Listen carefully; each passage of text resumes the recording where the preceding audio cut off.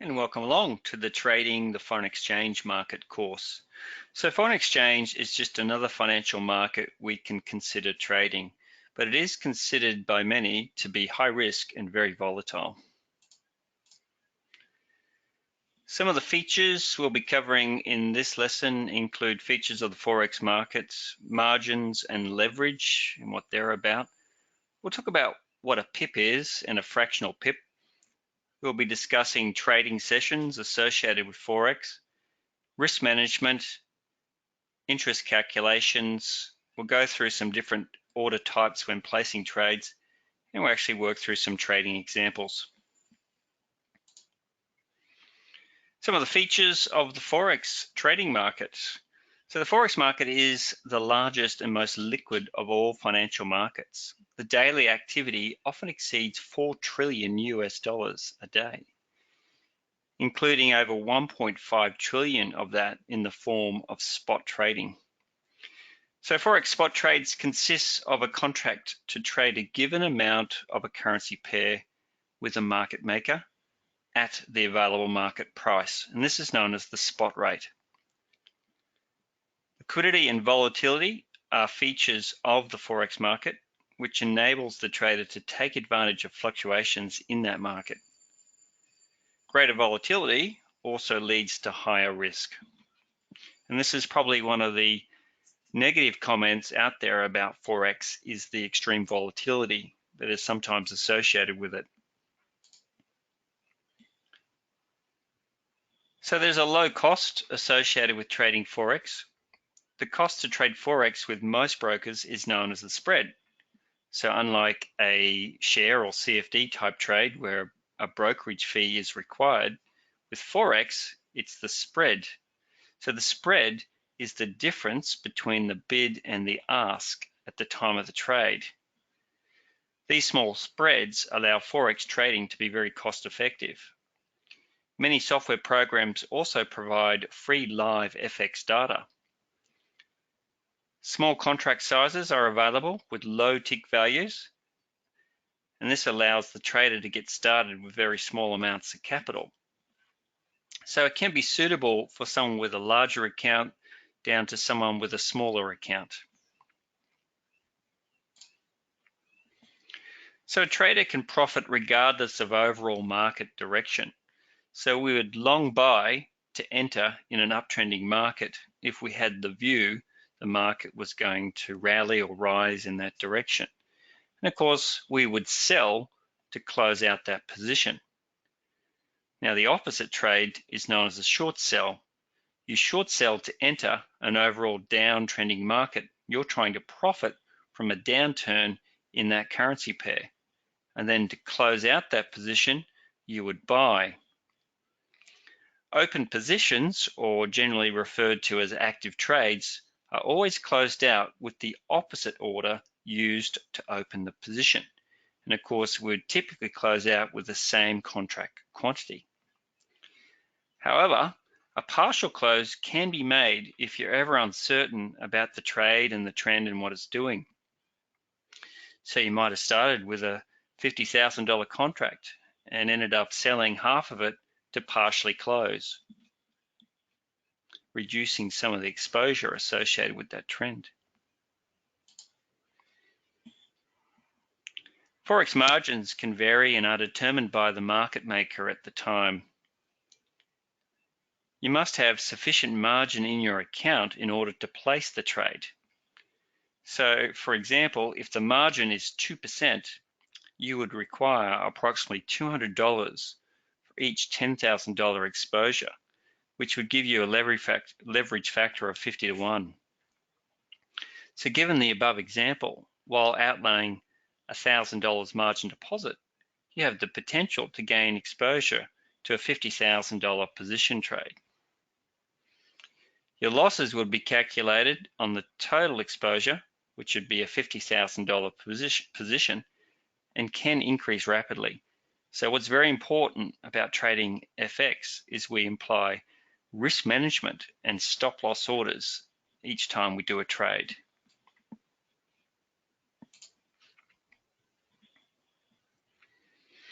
Occasionally, you can get something known as a margin call.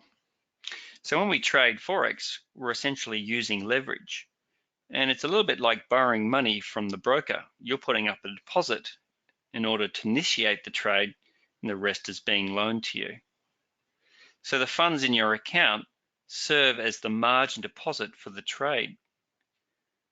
Your broker will not allow the balance to fall below the margin requirement and continually monitors the open positions to determine what's known as the net asset value. A margin call would be triggered if the funds were to fall below the required margin amounts. In that event, you would have two choices. One, add more funds to the account, or if you can, close out some positions, freeing up capital. If you do not act, your broker may actually close out your positions to limit any further losses. In extreme cases, you may end up losing the entire balance of your account and have even more debt left over to cover. Most programs will give you pop-up messages, SMS messages about your margin usage. This gives you a pretty good feel for how you're going with those trades and whether there's any action required in order to free up more capital before getting a margin call.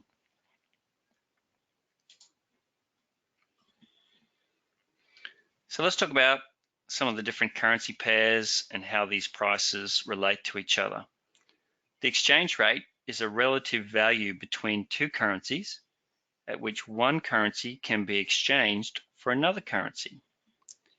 The first currency listed is known as the base currency, and the second is known as the quote currency. The currency pair indicates how much of the quote currency is required to purchase 1 unit of the base currency. So in our example here, the euro versus US dollar trading at $1.1760. 1 euro can buy 1.1760 US dollars.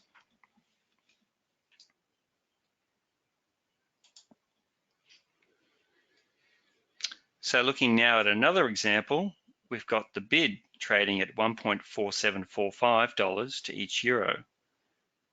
The ask is sitting at $1.4746 to each euro.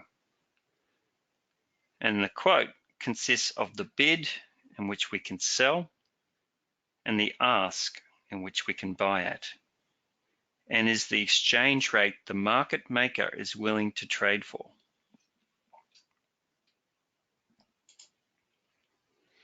So bid and ask prices are provided on quote for each currency pair. So bid price is the rate received if selling the currency, whereas the ask price is the rate paid when buying the currency. The spread is the difference between the bid and the ask price at the time and what you may pay as a cost to trade. So it is essentially an alternative to a brokerage fee. Currency brokers generate much of their revenue through the spread. So here we have an example of an order screen where we have the bid and the ask being shown on either side of the screen. And of course, the spread is the difference between those prices. Once again, this is the fee that is paid when placing the trade. Another important term that you're going to come across when trading FX is pips.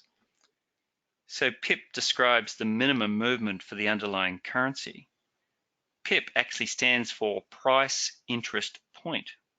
So as we continue further with the course, you'll see there is an interest component associated with trading FX, and that's where the term PIP comes from. It measures the change in the exchange rate for the currency pair.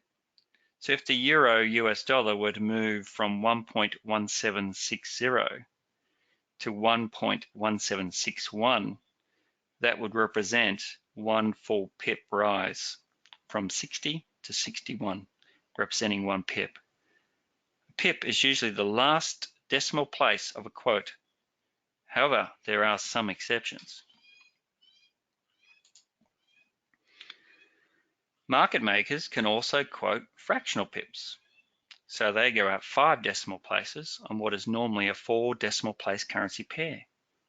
A fractional pip is essentially 1/10 of a full pip. So for example, if the Aussie US dollar was trading at 0.69836, it's using a fractional pip to go out 5 decimal places. So moving from 836 to 837 would be 1 fractional pip higher. If it were to move from 836 to 846, it would be 1 full pip higher.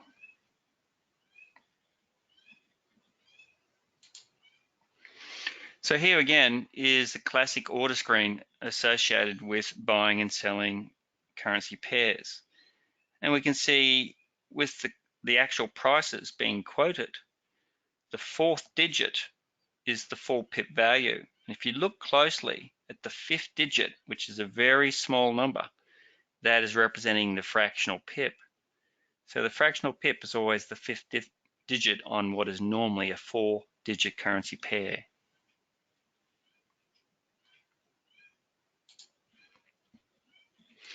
The other thing we'll come across when trading FX is contract values. So there is what's known as a standard lot.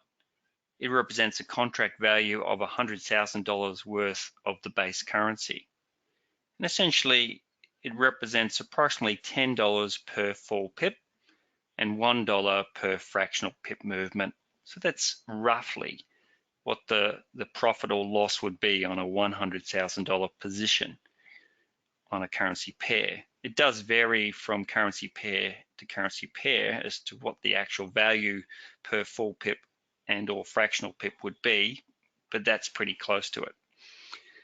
A mini lot represents a $10,000 contract, which is essentially 1/10 of a full lot. It's displayed as fractional pips, equal to $1 per full pip and 10 cents per fractional pip. So there are many different contract sizes depending on our account size that we are trading with. So in terms of determining the pip value, the value of the pip is actually determined by 3 things: the currency pair being traded, the position size of the trade itself, and the current exchange rate. The fluctuation of just a single pip can have a significant impact on the value of your overall open position. So just giving you a very rough approximate guide for the pip value on the Aussie US dollar, you can see that if we look at the very bottom here on a $100,000 position, full pips represent $10 per pip and $1 per fractional pip. Whereas if we went down to a $10,000 contract, again being 1/10 of a standard lot or $100,000 position, a full pip would represent approximately $1 per full pip and 10 cents per fractional pip. If you went down to a $1,000 contract, a full pip would represent 10 cents per full pip and 1 cent per fractional pip. So we can choose a contract size depending on the account balance we have and what we can afford to trade with. So FX can be suitable for someone with a larger account right down to someone with a smaller account. But what's most important is stop placements and risk management are always done at the time of the trade. So these are some other examples of that, just showing you standard, mini, and there's also what's known as micro contracts. So the standard contract, basically $10 per full pip, $1 per fractional pip. Whereas if you went to a mini contract, you're looking at $1, so that's a 10,000 type contract. You're looking at $1 per full pip, 10 cents per fractional pip. And if you went down to a micro contract for a full pip, so that would be a $1,000 position, for example, For a full pip, that would be 10 cents per full pip and or 1 cent per fractional pip. Now also notice how the contract sizes are shown here. Some platforms you type in literally $100,000 as your contract size. Other platforms you simply type in the number 1 to represent a standard lot. Whereas if you were to trade a mini lot where you could be typing in $10,000 as your contract size, in other platforms that trade FX, it's typed in as 0.10. And a micro lot representing a $1,000 position would be typed in as 0.01. So it depends on the actual trading platform as to how you type in these contract values. So it's important to be clear on how that is actually determined. So that concludes our first session of the FX course.